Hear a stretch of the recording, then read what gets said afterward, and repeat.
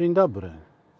Dzień dobry zza kierownicy zupełnie nowej, rzeczywiście nowej Kii Niro. Specjalnie ze ściągą w tej chwili jestem na parkingu, bo no pewnych rzeczy byście sobie nie mogli wyobrazić. Ja zresztą też. Siedzę w tej chwili w podstawowym, jeśli chodzi o motoryzację, wariancie, a mianowicie w zwykłej hybrydzie, bo nowa Niro występuje jako hybryda plug-in lub elektryk. Ta podstawowa, w której w tej chwili jestem, ma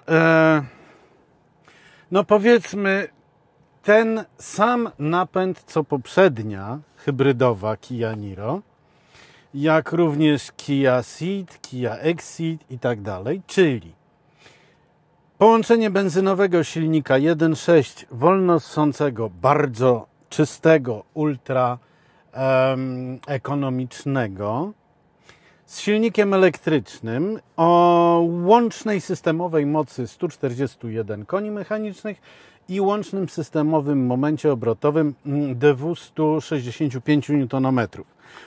Oczywiście to, że parametry się zgadzają, to, że silnik robi wrażenie takiego samego, jeden i drugi, to nie świadczy o tym, że to jest dokładnie to samo.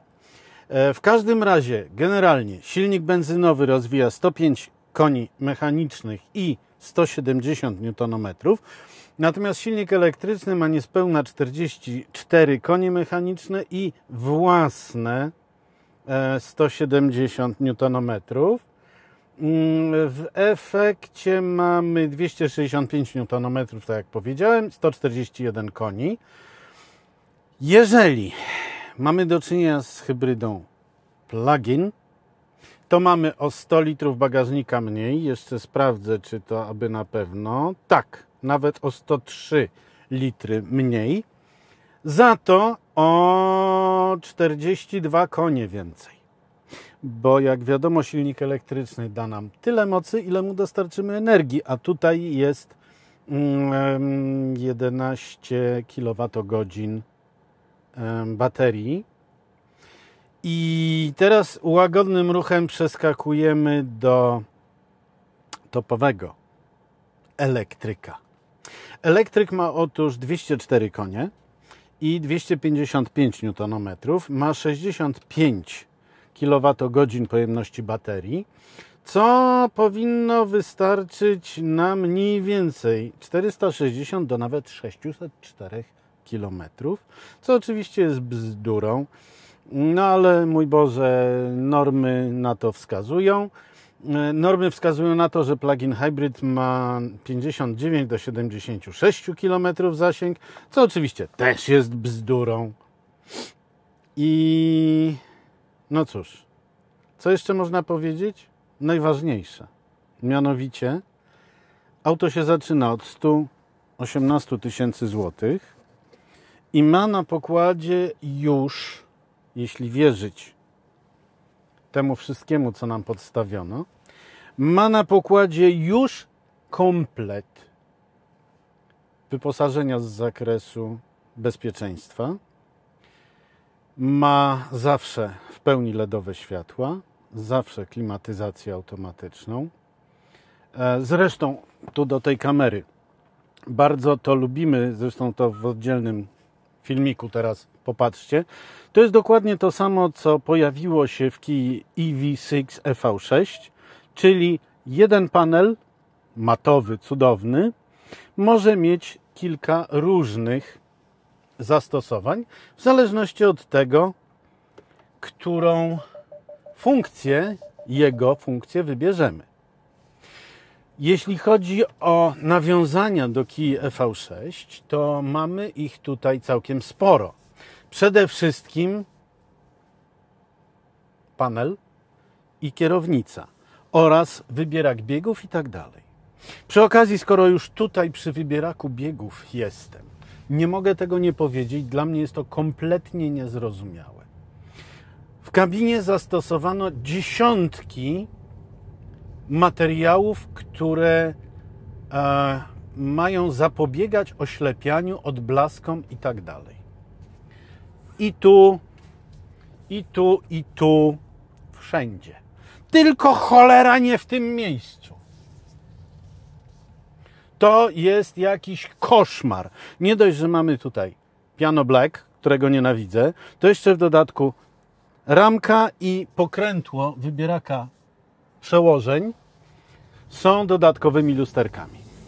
Tadam!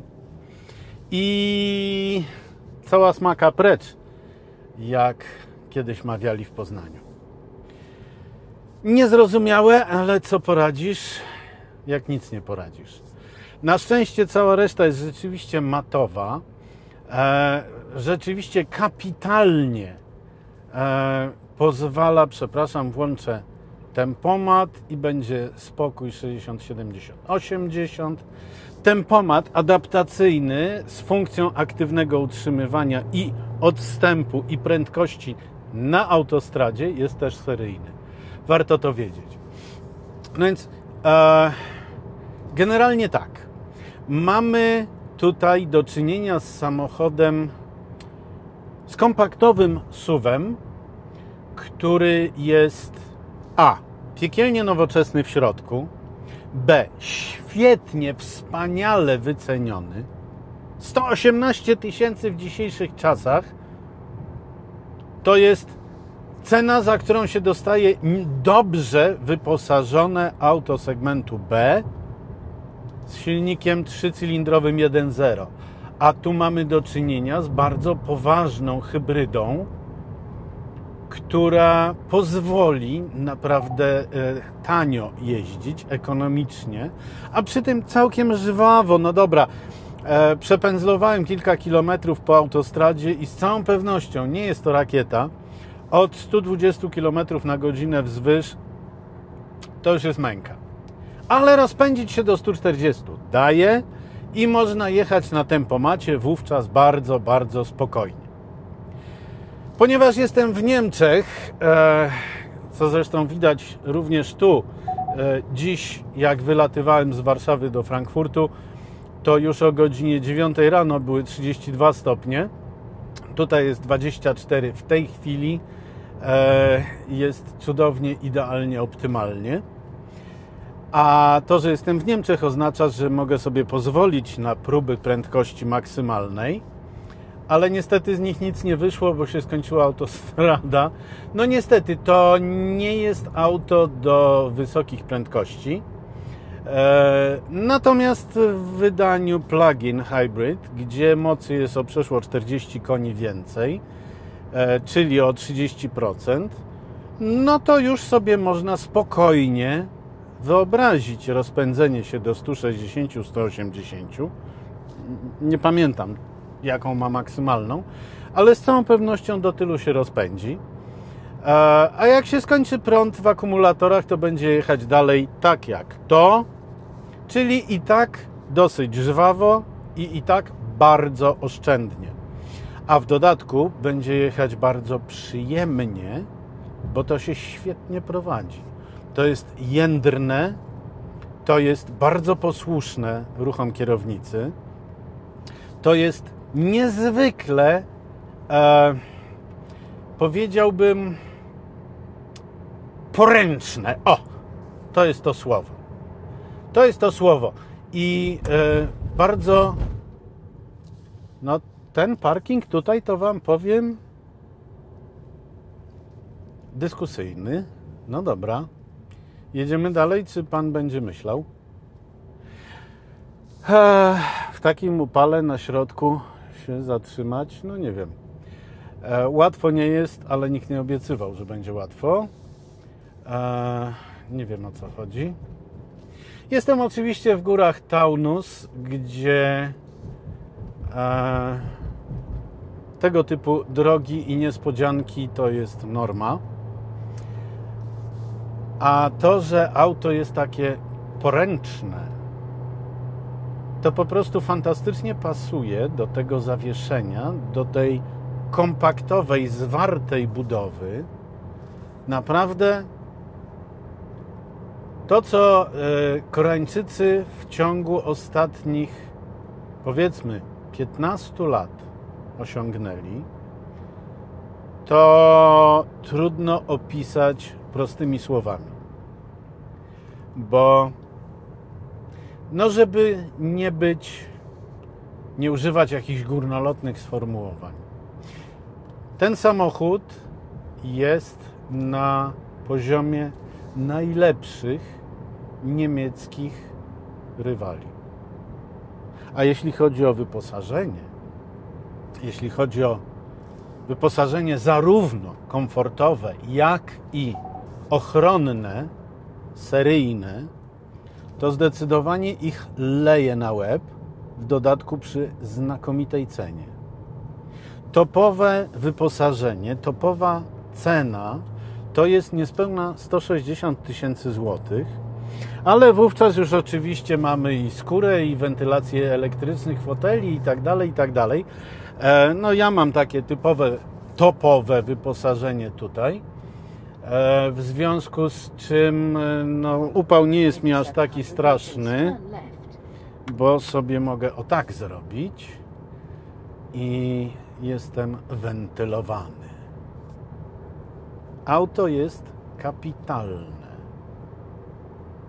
Żeby było wszystko jasne, z najwyższą przyjemnością jeździłbym nim na co dzień, chociaż uczciwie mówię, nie porwało mnie, nie złapało mnie za serce tak jak Exceed. Nie wiem dlaczego, nie potrafię tego wytłumaczyć, ale jeśli chodzi o samo w sobie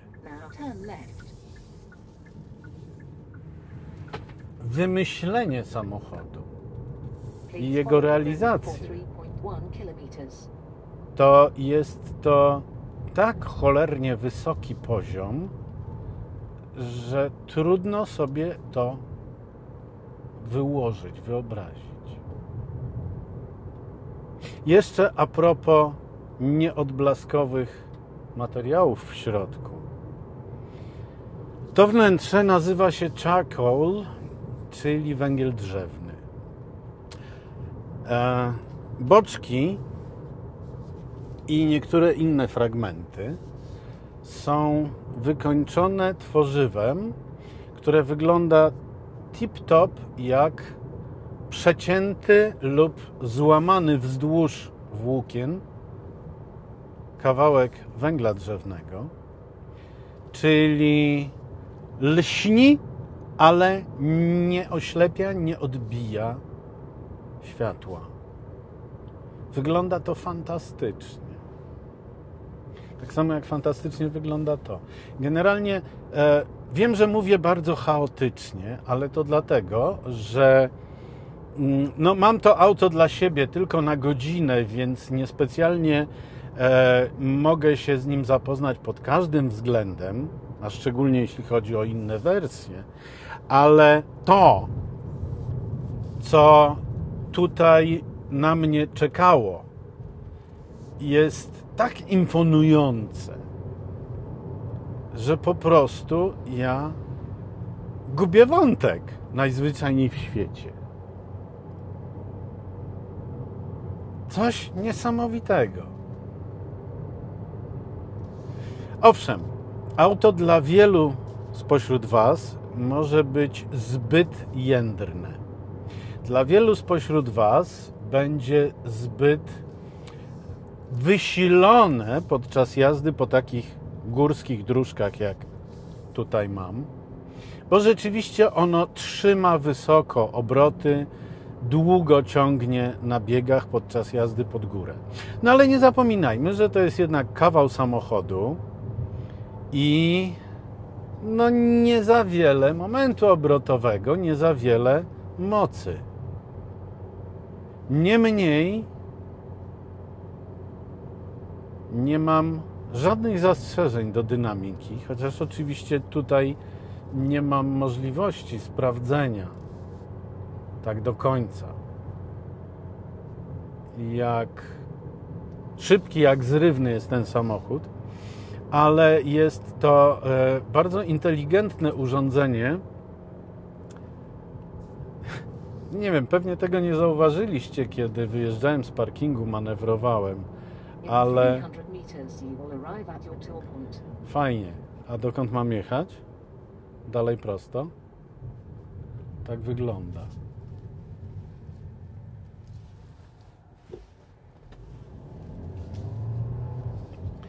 Ale warto zwrócić uwagę na to, jak konsekwentnie Koreańczycy walczyli z nadwagą.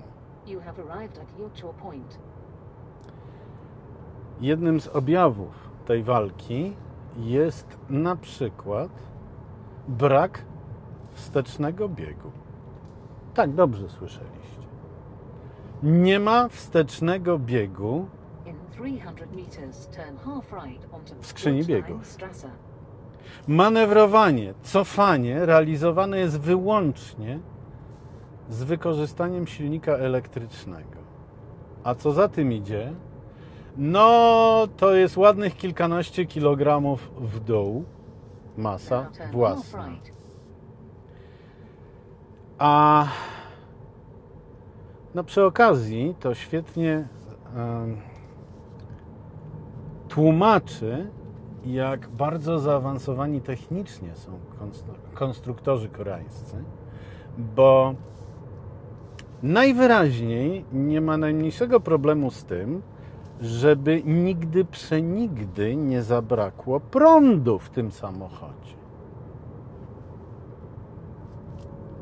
Uświadommy to sobie, jeżeli wstecznie jest realizowany tylko przez silnik elektryczny, czyli po prostu jego odwrócenie biegunowości, to znaczy, że te baterie mają takie zarządzanie energią, że nawet jeżeli samochód będzie stał przez kilka miesięcy, to będzie musiał wciąż mieć zapas energii wystarczający na to, żeby na przykład wyjechać tyłem z garażu czy z parkingu. Dla mnie to jest szokujące, przyznaję się bez bicia. Bardzo, bardzo wiele elementów tego samochodu Was zaskoczy. Z całą pewnością przeżyjecie szok, jeśli chodzi o poziom i jakość wykończenia. Bo nie chodzi już nawet o to, jak bardzo solidne jest to wszystko, co mnie otacza, ale przede wszystkim, jakie to są materiały. Pomijam oczywiście to paskudztwo. No ale najwyraźniej wszyscy producenci z jakiegoś powodu muszą się opłacać producentowi fortepianowego lakieru. Czego nie rozumiem i nie będę rozumiał. Jest to bzdura, jest to okropieństwo i w dodatku się paluchuje. No, paskudztwo. Ale no cóż. 60 prosimy. A nawet teraz i 50. Niezwykle malownicza trasa, aż zbyt malownicza jak na to, że w ciągu godziny muszę ocenić to, co mnie tu otacza. Muszę ocenić to, czym jadę i jak jadę. I jeszcze w dodatku się zachwycać tym, co na zewnątrz.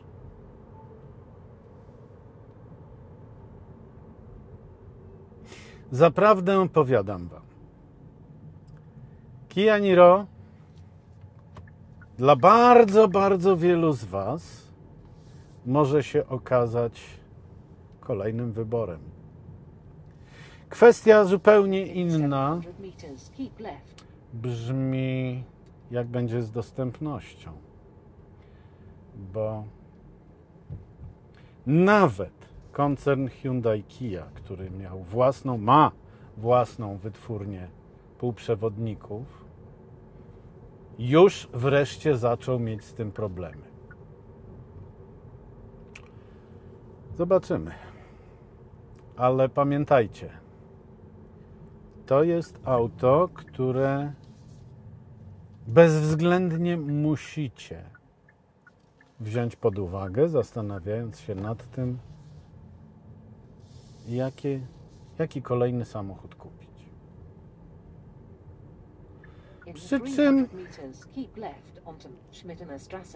z całą pewnością hybryda plug-in jest świetnym rozwiązaniem.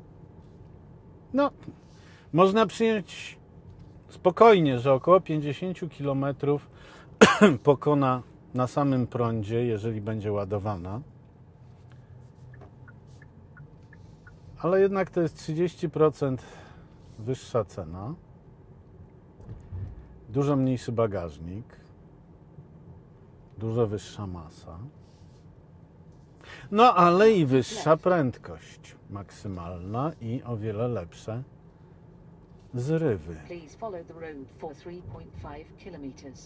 O elektryku na razie w ogóle nie chcę mówić, bo z całą pewnością jeździ się nim kapitalnie, tak jak większością samochodów elektrycznych. Ale tak jak już powiedziałem, nie wyobrażam sobie siebie użytkującego samochód, który może mnie zostawić na lodzie na co najmniej 2 godziny potrzebne na ładowanie, a i to pod warunkiem, że będę miał do dyspozycji szybką ładowarkę. Nie. Hybryda lub hybryda plug-in. Zwykła hybryda ma wyłącznie zalety w tym towarzystwie. Dziękuję, do widzenia.